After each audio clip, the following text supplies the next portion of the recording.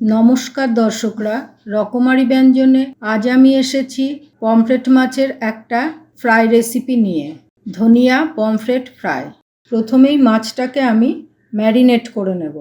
এই জন্য নিয়েছি পমফ্রেট মাছ, লেবুর রস আর নুন।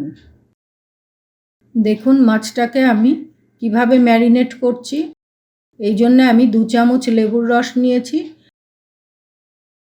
এটা মাছের দুপিঠেই আমি ভালো করে মেখে নেব।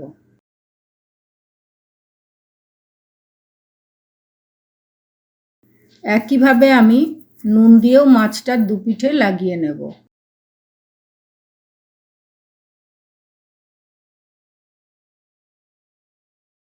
মাছগুলোকে আমি নুন আর লেবুর রস দিয়ে ভালো করে মেখে নেব। দেখুন এর পিঠের দিকে আমি আড়াআড়িভাবে করে ছুরি দিয়ে কেটে একটা করে পকেটের মতো তৈরি করেছি, যাতে মশলাগুলো এর মধ্যে ভালো করে ঢুকে যায়। এটা হলো আমার ফার্স্ট ম্যারিনেশন। মাছগুলোকে আমি 30 মিনিটের জন্য এবার ঢেকে রেখে দেব। 30 মিনিট পর আমি এটা সেকেন্ড ম্যারিনেশন করব। মাছগুলোকে র্যাপ করে নিলাম। এবার 30 মিনিটের জন্য এটাকে সরিয়ে রাখব। মাছটাকে আমি 30 মিনিটের জন্য সরিয়ে রেখে আমি সেকেন্ড ম্যারিনেশনের একটা মশলা তৈরি করে নিচ্ছি। এতে আছে বড় 1 আঁটি ধনেপাতা, যতটা ধনেপাতা নিয়েছি তার অর্ধেক নিয়েছি পুদিনা পাতা, বড় চামচের 1 চামচ আদা বাটা আর 1 চামচ রসুন বাটা। এতে নিয়েছি আমি 5-6টা কাঁচা লঙ্কা বাটা, আছে 2 চামচ বড় লেবুর রস আর নিয়েছি পরিমাণ মতো নুন। এগুলো আমি একসাথে মিক্সিতে পেস্ট করে নিয়েছি। আর দেব আমি 1 চামচ ভাজা জিরে গুঁড়ো আর 1 চামচ দেব গরম মশলা গুঁড়ো। আর দেব বাইন্ডিংয়ের জন্যে বড় 2 চামচ বেসন। বেসনটাকে আমি শুকনো কড়াইতে একটু সেঁকে নিয়েছি।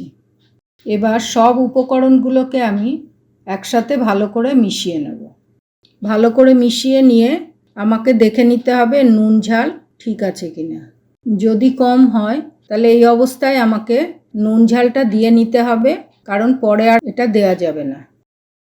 দেখুন পেস্টটা আমার রেডি। এটাকেই আমি সেকেন্ড ম্যারিনেশনের জন্য মাছের গায়ে লাগিয়ে নেব।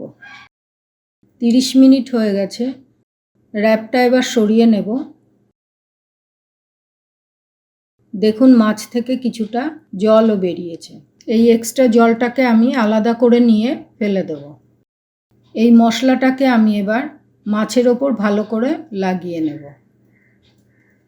মাছের যে চেরা অংশগুলো, এতেও আমি মশলাগুলোকে ভালো করে ঢুকিয়ে দেব। মাছের আর এক পিঠেও আমি মশলাটা ভালো করে মাখিয়ে নেব।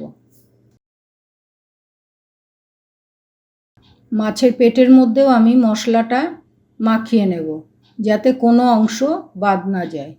অন্য মাছটাতেও আমি একইভাবে মশলাটা মাখিয়ে নিচ্ছি।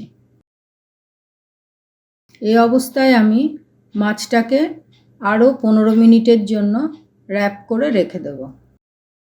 15 মিনিট হয়ে গেছে। এবার আমি মাছ দুটোকে ফ্রাই করে নেব। ফ্রাই করার জন্য আমি গ্যাসে একটা প্যান বসিয়ে গ্যাসটাকে অন করে নিলাম। প্যানটা গরম হয়ে গেছে। এতে আমি কিছুটা সাদা তেল দিয়ে দিলাম।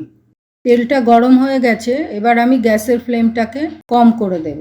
এবার আমি মাছ দুটোকে একে একে প্যানে দিয়ে দেব। গ্যাসের ফ্লেমটাকে মিডিয়ামে রেখে এটাকে আমি কিছুক্ষণের জন্য ভাজা হতে দেব।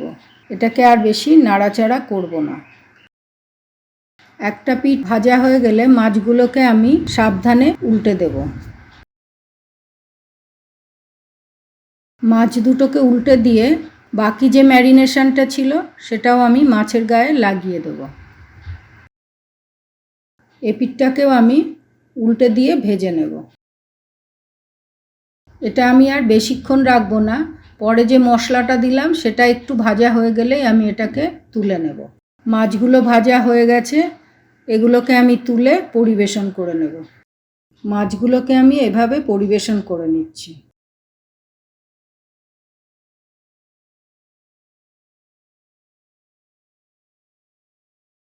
হয়ে গেল আমার ধনিয়া পমফ্রেট ফ্রাই। রেসিপিটা যদি ভালো লাগে ভিডিওটা লাইক করে দেবেন, অন্যদের সাথেও শেয়ার করবেন। কেমন লাগলো কমেন্ট করেও জানাবেন। এরকম আরও রেসিপি দেখার জন্য আমার চ্যানেলটাকে সাবস্ক্রাইব করে দেবেন। নমস্কার, ধন্যবাদ।